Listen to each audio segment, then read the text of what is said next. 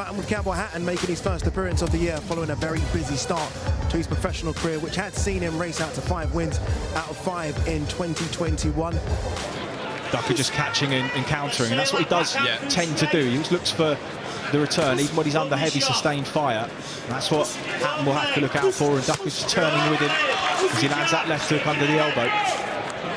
Yeah, Ducker does like to get stuck in, does leave himself open. That was a lovely right to the body from Campbell there, picked that well. He just brought the hands together with a fizzing jab down the middle and right hand round the side. And this is, well, arguably a better minute than he's shown in his last 3 or 4 fights put together, Darren. You can see there, he threw a nice uppercut, he slips inside the Ducker jab and threw a lovely screw shot with the left hand. There's more fault coming from Campbell, but that was always going to be the case, you know, novice, amateur, turning pro. He's learning on the job, and we are seeing slight improvements coming from Campbell.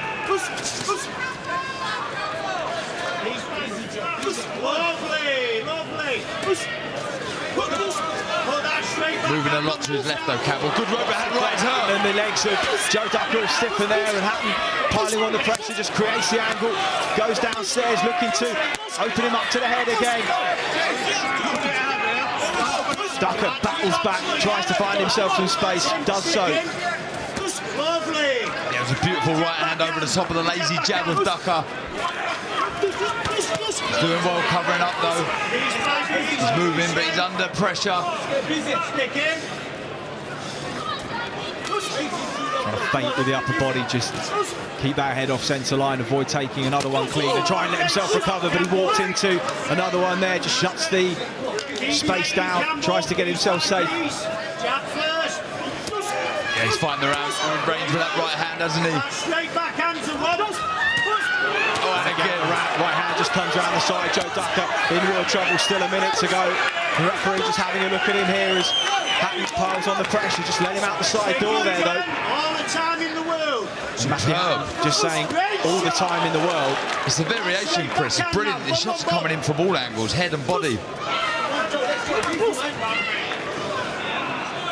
So many of the away corner fighters after 2 or 3 rounds just sense the body language change, but although he's been hurt on a number of occasions, his body language hasn't really changed. He's been in there, and just like that, he's been firing back. And that's what Campbell Hatton needs at this stage of his career. He just walks into range. Ducker knuckles the impact of the right hand from young Hatton, left to the body. The right hand from Ducker there. Short, sharp shot. And again, it was the mistake that he mentioned, just lifting up kind of mid-range on the exit too. All things to work on, and there will be a lot of positives to be taken from the Hatton corner as he sits down on the right hand. Left hook buckles the legs of Joe Ducker, who falls into the ropes. And well, was he just a couple of punches away from being dropped there. His legs are very unsteady as he walks back to Ian Jumbo Johnson in the corner. Whether he would have survived or not is up for discussion, but he was definitely hurt there, more so than at any point in the contest. I've got no issues with that stoppage whatsoever. Heavyweight action follows when top prospect Fabio Wardy looks to continue his knockout run after stopping his last 11 opponents inside the distance. He'll start to let his hands go. I've noticed in the contests I have seen in the past, does get a bit sloppy with that jab. He drops it to his chest, the chin's high, so he is a sucker to the overhand right, so expect Fabio to start looking for that, as he does there. Well, Hodgins told him to change the levels, go body first, then round the side. That's exactly what he did, and Martz has fallen, as we suspected that he may do. The same punch that Joseph Parker caught him with when he put him down early in their contest a couple of years ago. Wardy, as he said he would to his corner man, has gone to work here. You see the chin of Martz extremely high, the hands are down, especially that left hand, so the right hand is definitely the shot. You can see Fabio looking for it time and time again. Really does throw it with speed and power. He's just loading up on that right hand a little bit there. Overhand right there, muffled on the shoulder of the big American. Yeah, just loading up with the right hand. Oh, he wants to, he can really fight Fabio Wardy, and that left hook again, just above the ear, has put Daniel Martz down. He's just touching his ear, as that perforated the eardrum. There's also something wrong with his jaw there, and he cannot continue. And well, After a laboured first round from the Ipswich fighter, he switched it on, went through the gears, and, well, he has got gears, isn't he? He has. He was annoyed with himself after that first round, and he come out in the second. A completely different fighter, positive, switched on, alert, started looking for those right hands over the lazy jab of Martz, and he felt the power, didn't he, Chris? I wonder if it was that left hook that jacked his jaw. There's something not quite right there. See him opening and closing his mouth on the second knockdown, as if to say something doesn't feel right, and he clearly wasn't able to continue. That was the second knockdown, and, well, perhaps it was that left hook there. Liverpool's Anthony Fowler returns to the ring in the middleweight division 3 months after that bruising Merseyside derby win. Sorry, lost to Liam Smith. Just countering to the body on the belt line of Maciek. He's reddening around the torso of Maciek, but that's because he had that temporary tattoo sponsorship removed earlier. I hope he still gets paid.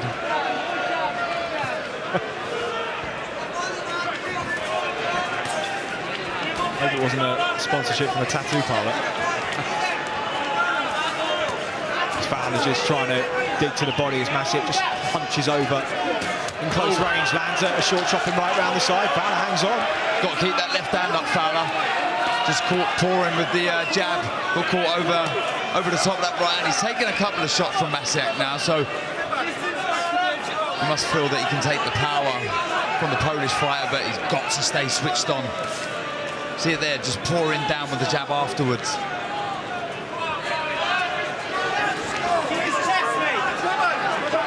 Maciek again just stepping in with that jab, but almost using it as an excuse to go straight into the clinch, just try and buy himself a bit of a breather. Fowler, though, starting to look comfortable, waiting for his opportunity to punish the man in front of him. Just chopping shot round the back of the head there. Yeah, he's just got to keep it at range, Fowler. When he's at arm's length, Maciek, he's under the cosh. It's when he's allowed to come forward, is when he finds the overhand right. Fowler backing up, good overhand. Hook from Fowler, drops back to the body. Maciek covering up. And he will sense that his man is starting to wilt in front of him here. Anthony Fowler, who's got over a minute to try and land something meaningful. Can he unravel Lucas Maciek here? He's boxed into the corner, just tries to jab himself out of trouble. Looks for that right hand, but he's punished on the way in. Again, neglecting the uppercut, Fowler. He's landing some good work around the body. The guard's open, he's not throwing it, but he's under the cosh here, Maciek. Spiteful shots stinging round the side of the guard.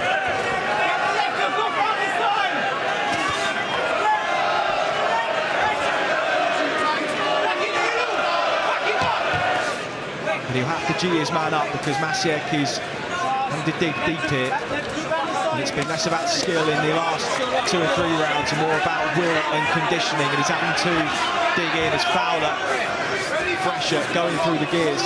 Yeah, and he's got into a nice rhythm now, Fowler, especially behind that jab. Got to switch on though, but there's that right uppercut. And that's hurt Maciek, yeah, and he nearly folds at the waist there. Ooh, he's in big trouble as Anthony Fowler lasering in. And Maciek, as he has done, just tries to shut that space down, get himself close and safe. But Fowler just turns him, gets back to centre ring. Lands that right hand again, Maciek, still game. And he hasn't got the heavy artillery that Anthony Fowler has at this stage, and that has started to turn the tide in his favour. Responding though, Maciek, walking forward, looking for that overhand right. This is the response we needed.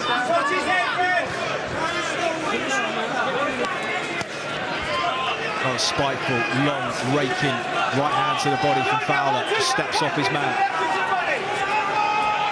Maciek desperately just trying to find himself a little bit of space. McGuigan calling for the body shots, left hook under the elbow, obliged by Fowler. There was a lovely long left went in, and there was an overhand right from Maciek.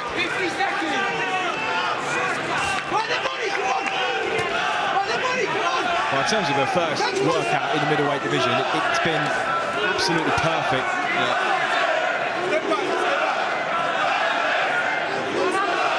I dare say much harder work than he had perhaps anticipated. Fowler. He said, I will be the first man to stop him. Well, it turned out that Lucas Masek is made of tougher stuff than he had anticipated, and credit to him. Wings that right hand in again. Looks for something, a Hail Mary finish. Can he completely flip the fight on its head in these dying moments?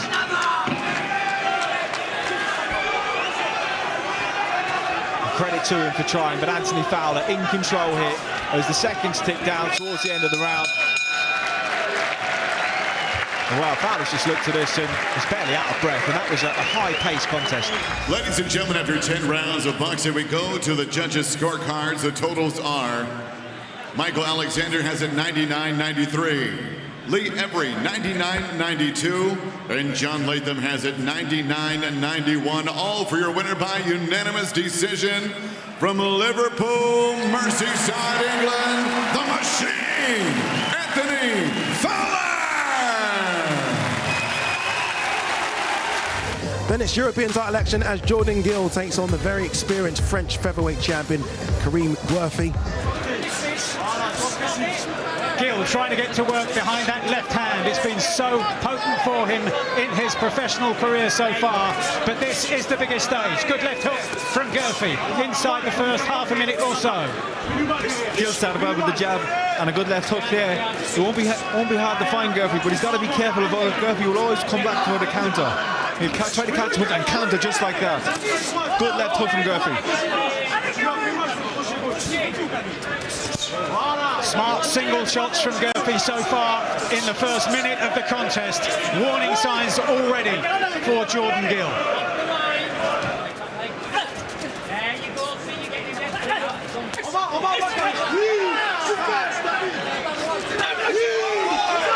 Just like that right hand. Gurfee went for the big shot there, didn't quite time it. And now Gill responds. Again, has to be wary of that big shot coming from Gurfee. Gurfee tried the left hook. Gill was wise to it. Gill now switches southpaw. Drives those right hands into the body.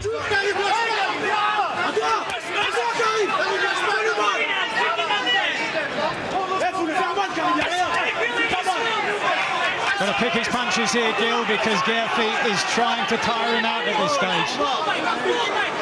But it's going to take a little bit more to deter Gurfee. Gurfee, veteran of those 6 European title fights, knows how fortunes fluctuate during the course of a long, hard 12-round fight. No sign of panic when he was under pressure in the 4th and 5th rounds.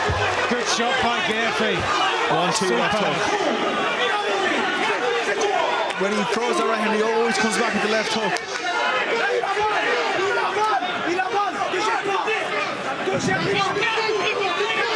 Those are the shots that have been so troubling for Gill all the way throughout the contest.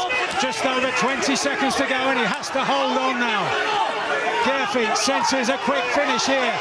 Gill covering up on the ropes here, and he's going to have to show something to the referee here. Oh! And Gill hit his head heavily on the canvas there. He's on unsteady legs as he makes his way to the neutral corner just above our commentary position. And that was danger for Jordan Gill, unforeseen as he fell to the canvas in that maul with Gurfee, so he hit his head heavily as he fell. Gurfee opening up, last few seconds of the round. Missed with the right hand, came back with the left hook, has he been doing all night. And that delayed action as Gill went to the canvas. Gill didn't see the punch, he was looking at the ground, he had his head down. It's almost as if he's been advertising those 2 punches throughout the contest so far and then landed them in a combination. This was the wrestling at the end. This could have been very dangerous, especially after taking a heavy knockdown like that. And you'll see here, Gill's head crashes against the canvas, which is like taking another look at his eyes. solid shot. Look at his eyes. And I don't know about that. Level at this stage on Tony Bellew's card, heading into the 8th round. Dave Colwell in this very corner told Gill to stay on the ropes, to just cover up until he gets his legs back. Will he get his legs back? Gurfee senses here that he could finish this inside the distance. Oh, he needs to tie up, he needs to tie him up. He can't stand there. He's got his eyes, but he hasn't got his legs. he's going to get hit again. Gurfee measuring the shots, a right hand gets through. Now he starts to open up, looking for the finish in the 8th round, and still 2 minutes to go here, and Gill decides not to move off the ropes. But is he thinking straight? Did he make that decision?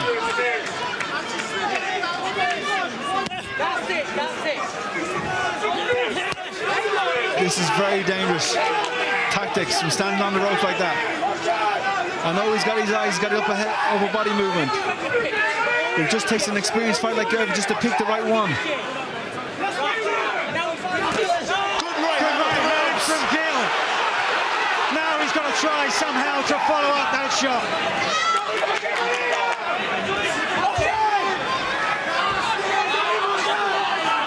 Gill showing there's something left. Into the second half of round 8. Can he now turn it back his way? Level on the card of Tony Bellew. Still plenty to fight for here. Gill bravely, courageously firing away to the body.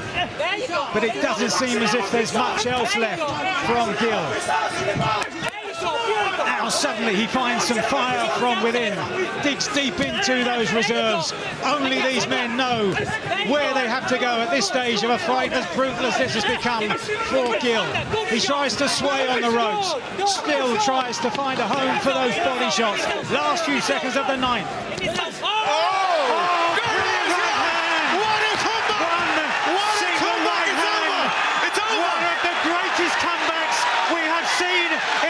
Ring. One single right hand, just as the bell was about to sound at the end of the round. And behind Jordan Gill, there's concern for the stricken carrying Gurfee. What an amazing comeback. As you saw there, Jordan Gill can barely stand himself, but suddenly, from somewhere, and maybe even he doesn't know where from, he found the right hand, and it's all over. And Jordan Gill, in one of the most remarkable turnarounds, is the European featherweight champion.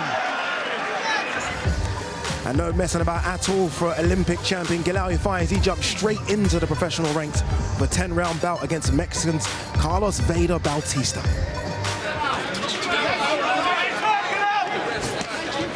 They tell him to take his time, but he looks in a rush. Looks very imposing. Bautista has suffered 4 defeats in his 15 fights, but none of them inside the distance. Although, as I said on his ring walk, this is his first time outside of Mexico. Another one of those left hands gets through from Yafai. Almost smiling, smirking at his opponent as we move into only the 2nd minute of the opening round. A torrent of punches colliding with the chin of Bautista, whose face is already reddened. And we're not yet at the halfway stage of this opening round, and he's looking in shock, as if he's never been in with anything like this quality of opponent before. As I said, very strong, very imposing. Great balance and a whipping left hand. He's leaning to his right and then coming across with the left hand. Bautista just can't see it coming. Been sparring with Sonny Edwards in preparation for this, so I would love to see that sparring. They're just very impressed with his balance. He's judging the distance. Bautista tucking those elbows in. He's clearly feeling these shots to the body raining in on him from Yafai. Yafai there covered up himself on the way out there from that latest exchange. Just brought the left hand up to guard against that swinging right hand from Bautista. And that right eye of Bautista is closing by the second, it seems, as more and more of those left hands, those pinpoint straight lefts from the southpaw stance of Yafai, bounce off that particular part of the face of the Mexican.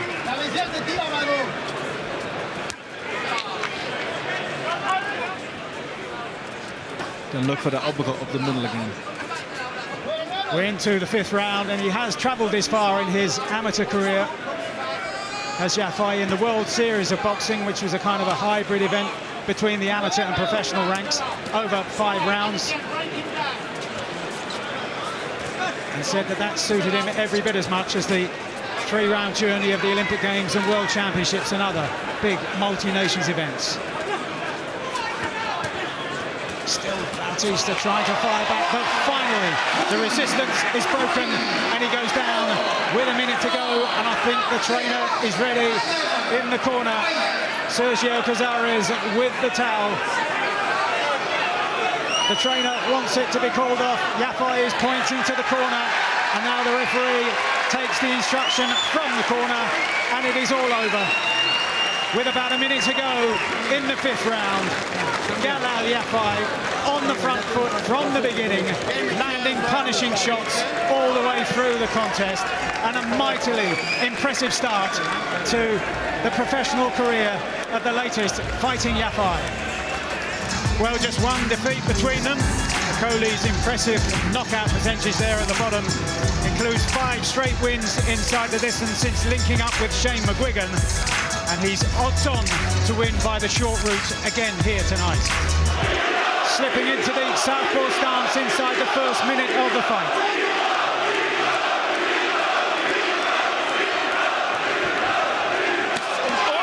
Right hand, he's letting go. Chestnut is holding on. Chestnut is in big trouble here. Inside the 2nd minute of the opening round, the big right hand from Okolie that did for his Polish compatriot in winning the world title almost a year ago, now in danger of getting rid of another Polish challenger. Watch him, Mike, go with the right hand and the left hook. To come back with the left hook. It's one of Coley's favourite moves. Right hand, and then watch for the left hook to follow. A lump beneath the right eye of Cieslak, who tries to fire back, tries to recover his senses.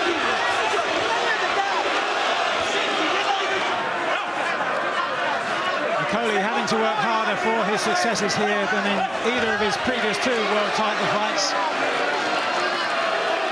The first defence on the undercard of Anthony Joshua's defeat by Alexander Usyk last September at the Tottenham Football Ground. Dilan Prasovic easily dismissed in 3 rounds. And now, brilliant right hand. He's been looking to pinpoint that shot throughout the contest so far. He got home with a jab, he got home with a right hand, and now this could be Okolie getting on top. This could be Okolie winning inside the distance as Chestnut holds on the inside. Still a minute to go in the 5th round. Referee separates them. Okolie sets up the right hand once again, but this time Cieslak sees it coming, gets in close, smothers the work once again. As I said, he made to make that adjustment. A shorter step in with the first one, and then he found a home for the right hand. Oh, and Cieslak now catches Okolie. Okolie fires back, but that was the first real success for Cieslak in the contest so far.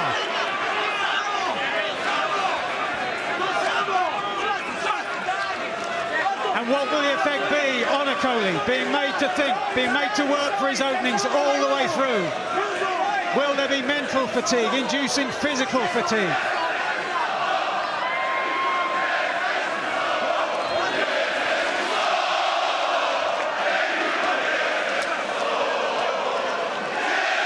At least Cieslak has shown some ambition now, offensively. A sneaky right hand coming off the ropes there. And as you mentioned, previous success early in the round. But he has to show more than what he's shown. This is a world title fight.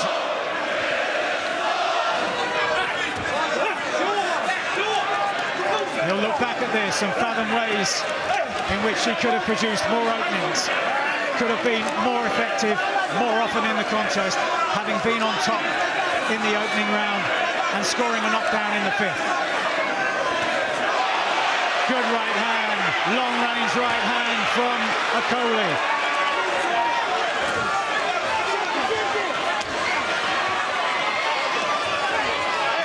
Halfway stage of round 10, and Cieslak did seem particularly troubled by that shot.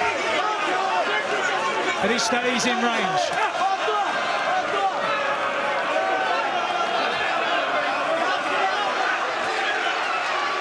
Coley ties to try in the left hook. Into the final minute and 15 seconds of the contest. Deep breaths from Okolie. He's getting tired. He hasn't been this far at this level in his career so far. It's only his 18th professional contest, and we're into the final minute of it. Cieslak tries to make him miss, but wasn't quick enough to produce the counter.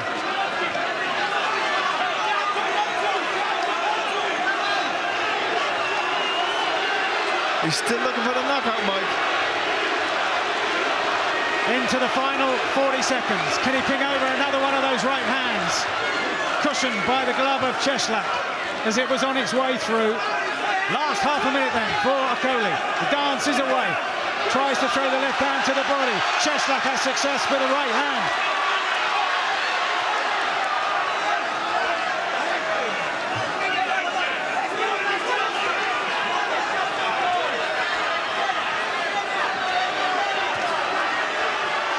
Well, there was quiet confidence behind the Cieslak camp all week here, but they might see this as some kind of victory for him, that after the setback in the opening round, the knockdown in the fifth, that he's seen it through to the final bell, but he's swinging right through to the end. Okolie having to fight all the way through to the end.